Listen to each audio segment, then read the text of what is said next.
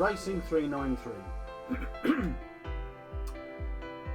Have you ever wondered how fast a Mark II Jag 1959 would lap Donnington National Circuit? No, neither did I, but we're going to find out. So, I thought I'd take this Jaguar around Donnington Park National Circuit. A nice classic vintage British heritage.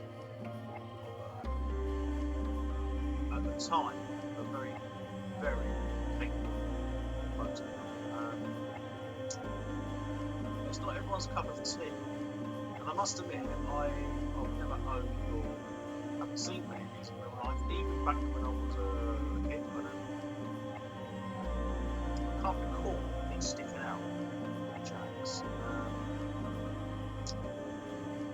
But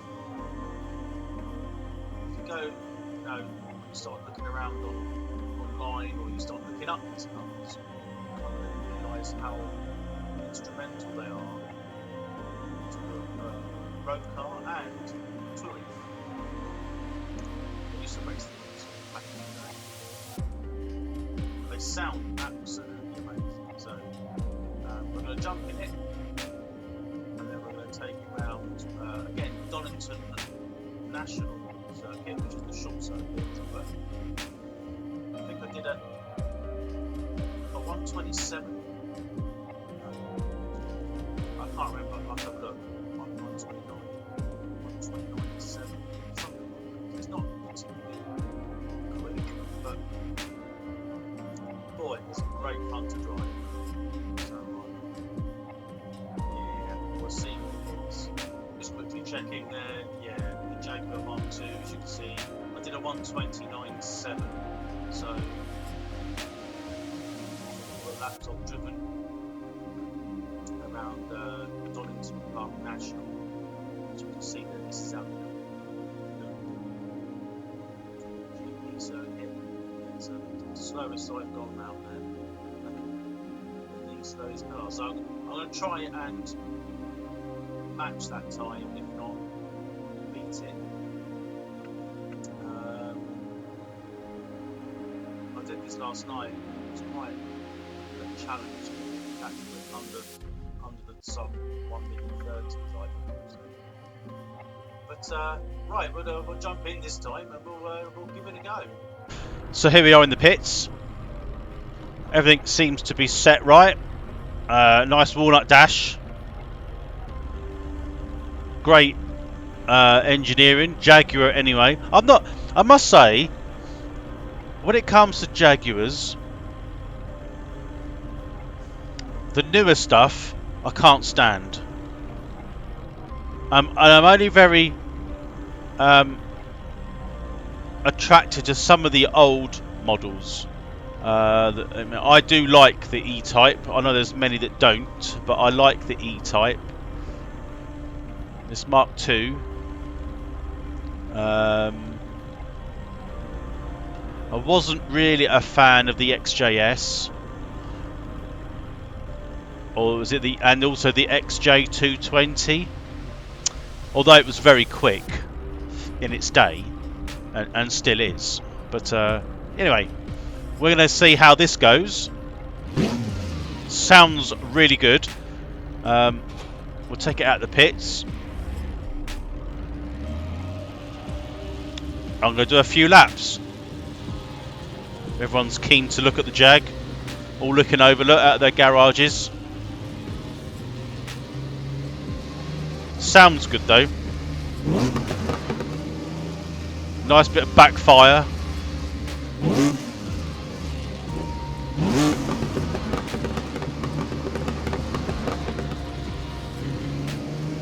Right, here we go.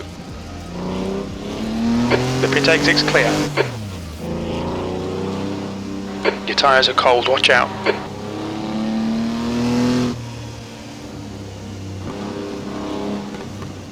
So it's going to take a few laps. So let's try another lap. 129.7. That's the benchmark.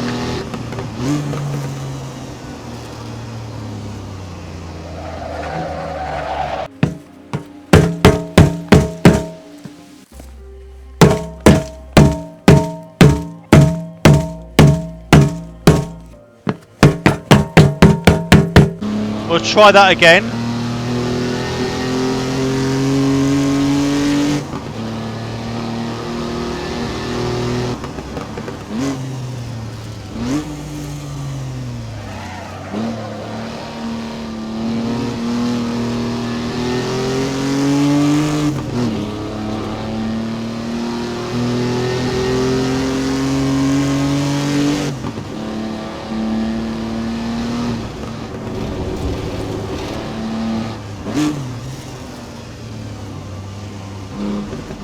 Not a lot of grip, as you'd expect. Your right tyres are cold.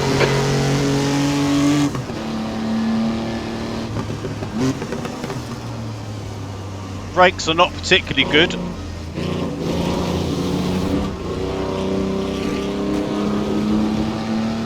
Bit of corner cutting there.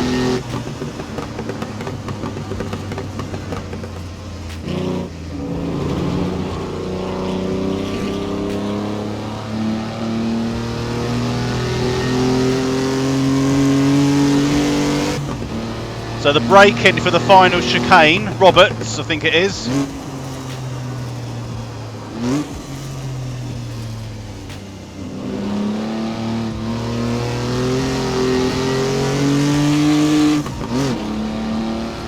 So the first lap we do is in the 130. That lap time was 1:31.93. Good lap. That's your quickest so far.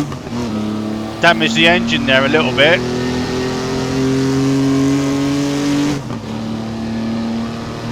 We'll try again. Can't think we're up or down.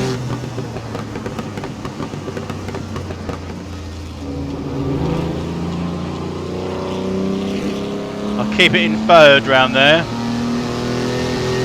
Yeah, my lap time doesn't tell me. Tyres are a little warmer. That lap was a 1:31.84. That's your fastest lap to date. Sector 3 time is quick.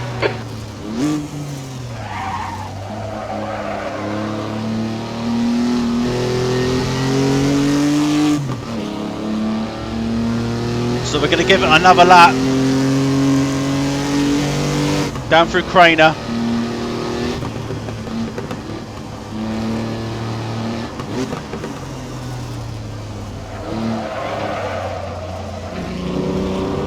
Understeer, oversteer. Not very good at corner, that one. One of the most difficult on the track, I think, and this one. That was Coppice. So here we go. Hopefully this lap. You've just done a 1:32.38. You're currently 0.5 slower than your best. Sector 1 is a tenth off your best. Sector 2 is 0.5 off your best. Sector 3 time is fast.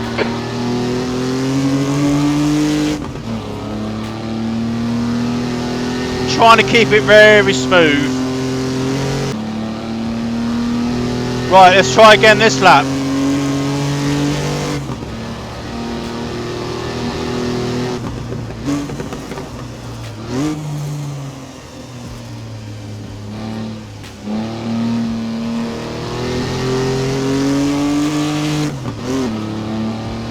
Trying to keep the car as straight as possible. Very difficult.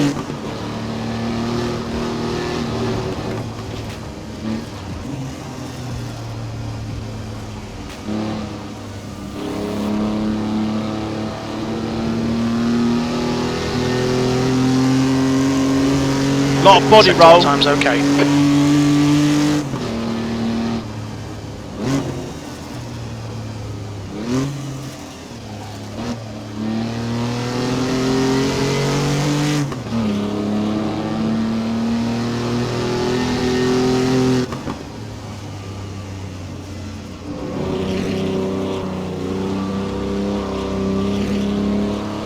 Right.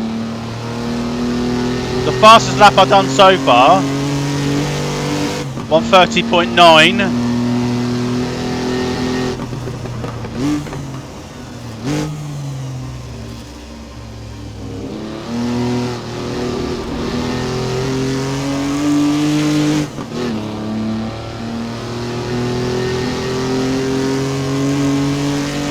just done a 130.65. That's your quickest lap in this session. Just can't seem to get under the 130. Let's try a bit harder. Just trying to keep the momentum up.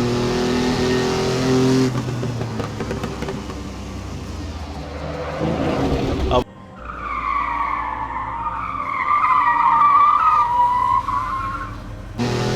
Let's try again. Right, coming up to Redgrave. Late apex.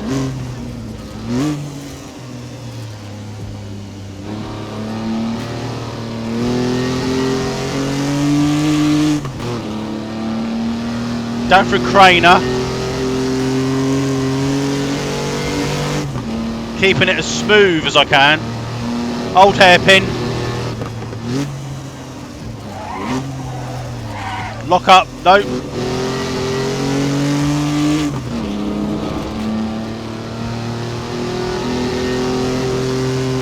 You're 2/10 off your best in sector 1.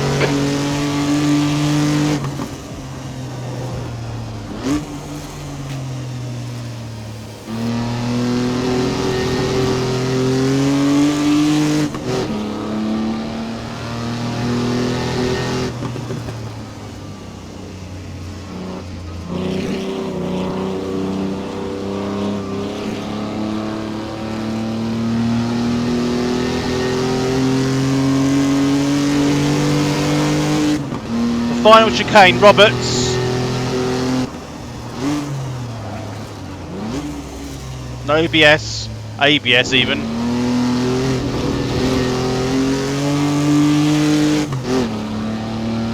No, we're still down. That was a 131.24. That. So easy to overdrive.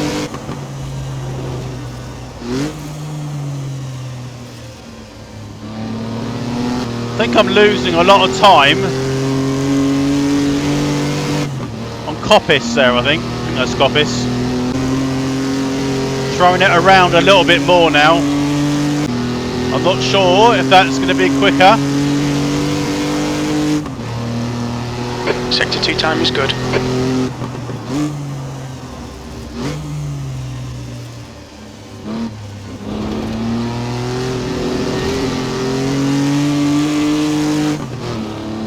Wallowing over those curbs. That lap time was 129.46. That's your best lap in this session. Your times are good in all 3 sectors.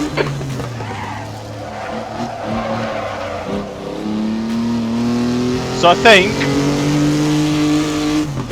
that's beaten my lap time. 129.4. So here we are coming into the final chicane. This is the lap which I did. So I've slowed it down so that we can talk about this. So we can see that the over those curbs at the final chicane there, the Roberts chicane I think it is, it sort of just glides over. It's a very difficult car to get a consistently quick lap in. It's quite heavy, quite wallows. You'll see that in the replay of some of these bends where some of the corners with a lot of body roll, and then it kind of then loses a grip very, very quickly. So it's one of those cars where you've got to kind of maintain forward motion and momentum. It's got a lot of low end torque from this engine, so you tend to go in a slightly gear higher than you would. So you can see that it's dipping on the suspension coming into Redgrave. This was my quickest lap, which was my quickest overall lap. So Redgrave is very difficult because it kind of Redgate. I said Redgrave. That's another corner on another track. I'm terrible with it when it comes to names and commentating. I know what I mean, but it comes out all different. So yeah, Redgate. Quite an apex which sort of disappears late in the corner. Craner curves not usually a massive issue, but in a car like this, a bit wallowy. That corner there I didn't know was called Hollywood. Very wide there. You can see the body roll. It's sort of leaning over on that sort of on the left hand side, and then switching over to the right. I think I cut a bit of this corner, but a nice sort of drift, four-wheel drift, coming through the sort of the bottom there of the craner. And then this is called, well, it used to be called the old hairpin. Again, I've gone quite wide, set it up quite nicely. That was quite the old hairpin, so I think I'm quite pleased with that. It was a bit wide. I should have been a bit closer to the inside of the track, but it was nicely set up. Seemed to work well for this lap. I think I can't remember where I got these cars from. Actually, I'll have to do a little bit of digging. I can't remember off the top of my head. So we're coming up to one of the two sort of most difficult corners. That was a nice line through there. No track limits. That's Swans, famous motorbike rider there, Kevin. This corner, it's kind of, in a modern race car, it's quite quick. And like I said, it wasn't the best of corners. It was set up, but didn't carry the speed through that. That was McLean's. And I find this particular corner coming up now, which is Coppice. Have I got that right? Uphill, blind, right-hander. Yeah, the turn-in it's just difficult. I started turning quite early, I think. Then I think I cut, and I realised it was wrong. And it wasn't the most tidiest of corners, but you can see it wallowing around on that suspension. I'm surprised I got the lap time that I did. Whatever speed you gain around that corner, you carry down the straight. So I suppose that's the same for most exiting corners onto sort of main straights on all racetracks. Is that Donnington Castle in the background? I think it is. I've actually never been to Donnington Park. I've only been there on a corporate day, fun enough, and there was bikes just doing track days, but I've never actually been there purposely to watch any racing. Final chicane, Roberts, I think it's called from memory. Trying to sort of get a nice tidy entry and exit. Nice turn in there from me, thank you. Yes, it's called Roberts. Using some of the curb. It upset the car there a little bit, so I could have easily gone quicker. Aiming for the line, which comes up pretty quick. And I think we did that sort of there. Potential 1:29.455. Took me 12 laps to get to that because I couldn't get a clean lap in. But theoretically, looking at the times there, you could probably duck under 1:29, which would be quite good. With a tidier lap. 1:29.455 in the Jag Mk2, 1959. That's pretty good going still, though, isn't it?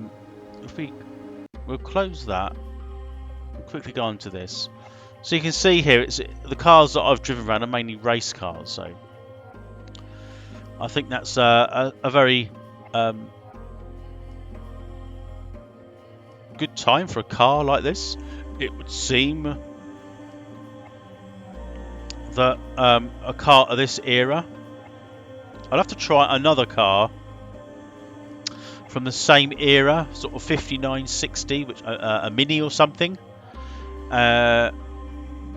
and see whether or not it's a lot quicker, or if you can get round there. You know, how much quicker would it be? So I think my next video would be another classic touring car of the same kind of era, 59, 60, 61, etc. If you've watched the video, thank you for that. Let me know what car, if you want me to take another car around this track, and we'll see how much quicker or slower, whichever, it is. This car's actually made by, the author says, Bonkers Design. I'm not sure if I can't open that out. I don't know who they are. Dr. Do what? Little? I don't know. But Bonkers Designs. I've never heard of them. Might be a Facebook group. But anyway, that's that for now. So if you ever wondered how fast the 1959 Mark II Jag would go round Donnington National Circuit, well, there's your answer. Knowing I can probably knock another perhaps 6/10 off that time overall, I would think.